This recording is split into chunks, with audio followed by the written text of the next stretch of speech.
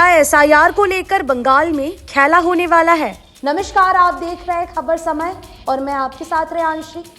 पश्चिम बंगाल समेत देश के 12 राज्यों और केंद्र शासित प्रदेशों में एसआईआर शुरू हो गया है, लेकिन उनमें पश्चिम बंगाल की चर्चा करना इसीलिए आवश्यक है क्योंकि यहाँ एसआईआर को लेकर तृणमूल कांग्रेस के नेताओं के द्वारा पहले से ही धमकी दी जा रही है। पश्चिम बंगाल की मुख्यमंत्री ममता बनर्जी ने हाल ही में केंद्र सरकार और चुनाव आयोग पर हमला बोला था। उन्होंने केंद्र सरकार को चेतावनी दी थी कि आग से मत खेलो। उन्होंने कहा था कि बंगाल बिहार नहीं है, ये वही बंगाल है जहां अंग्रेजों को डर लगता था, इसीलिए उन्होंने राजधानी दिल्ली में बसाया। ममता बनर्जी ने चुनाव आयोग पर भी आरोप लगाया था कि चुनाव आयोग अपनी सीमाएं लांघ रहा है।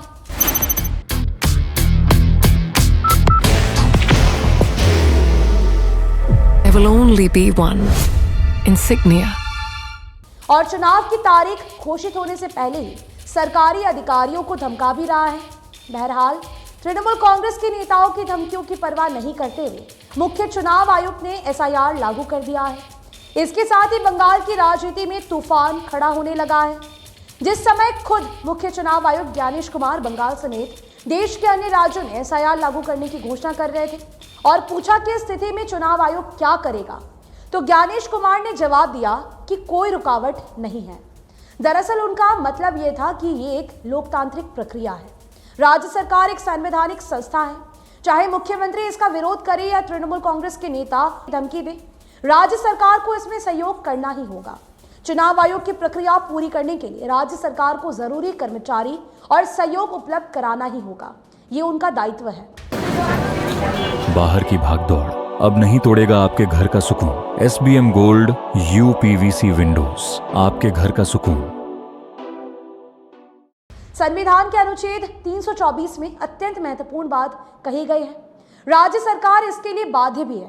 चुनाव आयोग भी एक संवैधानिक संस्था है।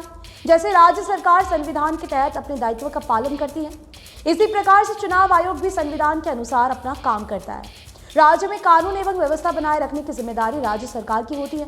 राज्य सरकार चुनाव आयोग के काम में दखल अंदाजी नहीं कर सकती और चुनाव आयोग के काम में मदद करेगी। बहरहाल कल से राज्य में स्पेशल इंटेंसिव रिवीजन यानी कि एसआईआर शुरू हो गया है, लेकिन जैसे जैसे इसका कार्य आगे बढ़ता जाएगा मुश्किलें भी सामने आती जाएंगी। जैसे 2002 के बाद बने नए मतदाताओं को प्रमाणित करने के लिए आवश्यक कागजातों की आवश्यकता पड़ सकती है। ये कागजात क्या हो सकते हैं, ये कितने आसान होंगे और कितने लोगों के पास उपलब्ध होंगे। अगर सब कुछ सरल हुआ तो ठीक है, वरना इन कागजातों को एकत्र करना मुश्किल हुआ तो स्थिति बिगड़ सकती है, क्योंकि कोई भी वैध व्यक्ति मतदाता सूची से अपना नाम कटता हुआ नहीं देख सकता है। इन मुश्किलों से निपटने के लिए राज्य की जनता और राज्य सरकार कितनी सक्षम होगी, ये आने वाले समय में जरूर से पता चलेगा। अभी तो इसकी शुरुआत हुई है, आगे देखना होगा कि बंगाल में एसआईआर किस करवट लेता है। फिलहाल अपनी राय जरूर से दीजिएगा इस पूरे विषय को लेकर। अभी के लिए दीजिए इजाजत। आपको बता दें कि आपके लिए खबर हमारे प्रतिनिधि सुरेंद्र श्रीवास्तव द्वारा लिखी गई है। और भी लेटेस्ट अपडेट्स पाने के लिए देखते रहे खबर समय। आप हमारी खबरों को YouTube पर भी देख सकते हैं। हर समय खबर समय। धन्यवाद।